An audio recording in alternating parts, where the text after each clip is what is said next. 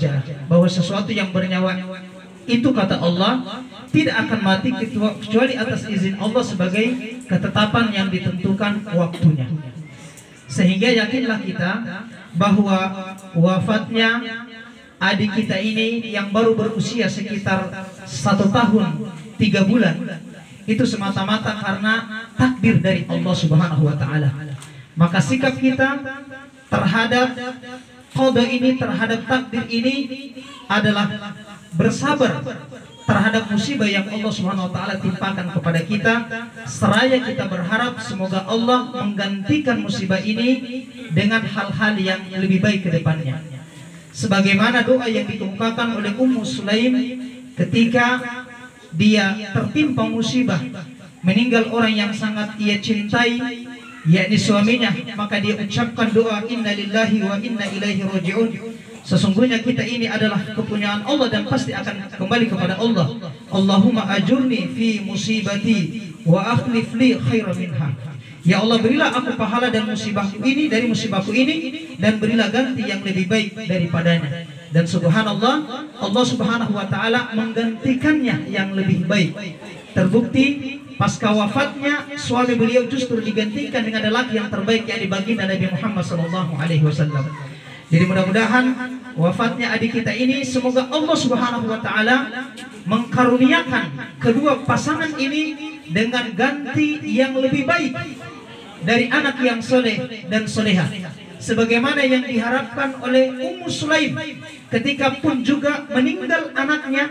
Maka ketika pulang Abu Talha selaku suaminya, dan kemudian dia menjamu suaminya itu dengan baik. Setelah itu mereka melakukan hubungan layaknya suami istri. Kemudian Ummu Sulaim menyampaikan kepada suaminya, wahai suamiku, bagaimana perasaanmu jika kita pernah meminjam sesuatu dan pemiliknya itu memintanya, maka bagaimana sikap kita? Maka Abu Talha menyampaikan, kita harus menyerahkan kepada pemiliknya yang sebenarnya. Tidak ada hak kita untuk menahan, karena itu adalah pinjaman bagi kita. Maka Ummu Sulaim menyampaikan, wahai suamiku, sesungguhnya anak kita itu adalah titipan bagi kita, dan pemilik yang sebenarnya yakni Allah telah mengambilnya. Maka saat itu Abu Talha itu merasa sedih dan marah terhadap apa yang dilakukan oleh istrinya, karena dia baru saja memerintahkan hal itu, dan dia pergi di hadapan Nabi SAW. Justru Nabi memuji sikap Ummu Sulaim dan mendoakan mereka, dan subhanallah, Allah menggantikan dengan anak yang lebih baik dari apa yang telah mereka kehilangan, sehingga lahirlah anak yang bernama Abdullah bin Abu Talha, dan dari anak itu menghasilkan 9 orang anak yang semuanya itu menghafal Al-Quran. Yang kedua, Bapak Ibu sekalian, maka Allah Subhanahu wa taala dalam akidah kita, keimanan kita, bahwa meninggalnya anak-anak kita, utamanya mereka yang belum balik, maka yakin saja sebagaimana berita yang disampaikan oleh baginda Nabi SAW, bahwa anak-anak yang belum balik itu akan menjadi simpanan pahala yang terbaik bagi kedua orang tuanya. Datang Abu Hasan radhiyallahu anhu menghadap kepada Abu Hurairah radhiyallahu anhu. Ia mencurahkan isi hatinya karena baru saja ia kehilangan anaknya yang masih kecil. Maka ia bertanya, wahai Abu Hurairah, sampaikan kepadaku berita gembira bagi saya mengenai salah satu hadis Nabi SAW, karena saya baru saja kehilangan anak yang saya sangat cintai. Maka apa yang disampaikan oleh Abu Hurairah melalui hadis Nabi SAW yang diriwayatkan oleh Imam Muslim, bahwa tidaklah seseorang itu anaknya meninggal dunia masih kecil belum balik, maka kelak nanti anak itu akan berada di depan pintu surga, dan dia tidak akan masuk ke dalam surga itu sampai nanti kelak kedua orang tuanya itu bisa bersama-sama mereka masuk ke dalam surganya Allah Subhanahu wa taala. Sehingga doa yang diajarkan oleh baginda Nabi SAW tatkala kita mensolati jenazah anak-anak yang belum balik, Allahumma ja'alhu faratan wa dhukran liwalidayhi wa syafi'an mujaban. Ya Allah, jadikanlah anak ini atas wafatnya sebagai pahala simpanan yang terbaik bagi kedua orang tuanya. Maka di balik musibah yang Allah timpakan kepada kita, mudah-mudahan insya Allah Allah Subhanahu wa taala menggantikannya dengan anak yang lebih baik ke depannya. Amin ya Allah ya rabbal alamin. Terakhir, Bapak Ibu sekalian, kepada Allah Subhanahu wa taala, wafatnya adik kita ini, Sabian Alterio Posande bin Eric Stephen Posande, menjadi pelajaran bagi kita. Oh, ternyata ajal itu dia tidak menunggu usia tua, karena kuburan itu bukan tempatnya orang tua saja, tapi tempat bagi segala usia.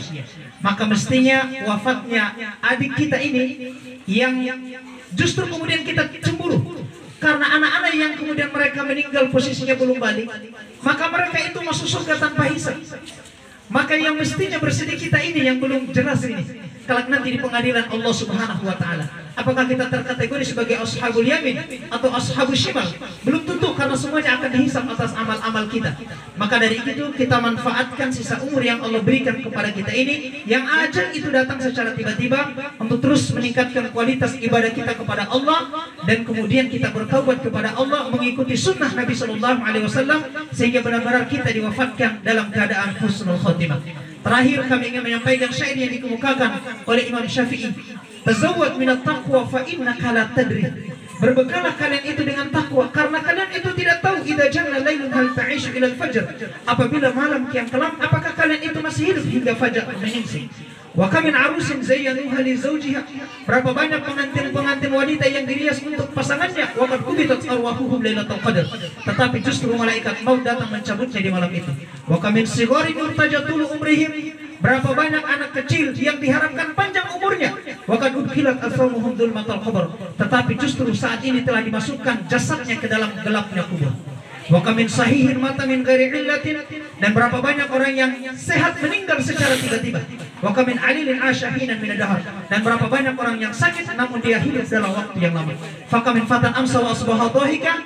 Dan berapa banyak orang yang menunda taubatnya, tertawa terbahak-bahak, dia lupa kepada Allah Subhanahu wa taala dan lupa tempat kembalinya. Wa kad nusijat afanuhu wa huwa la yadri. Sementara kain kafannya telah ditenun untuk dia.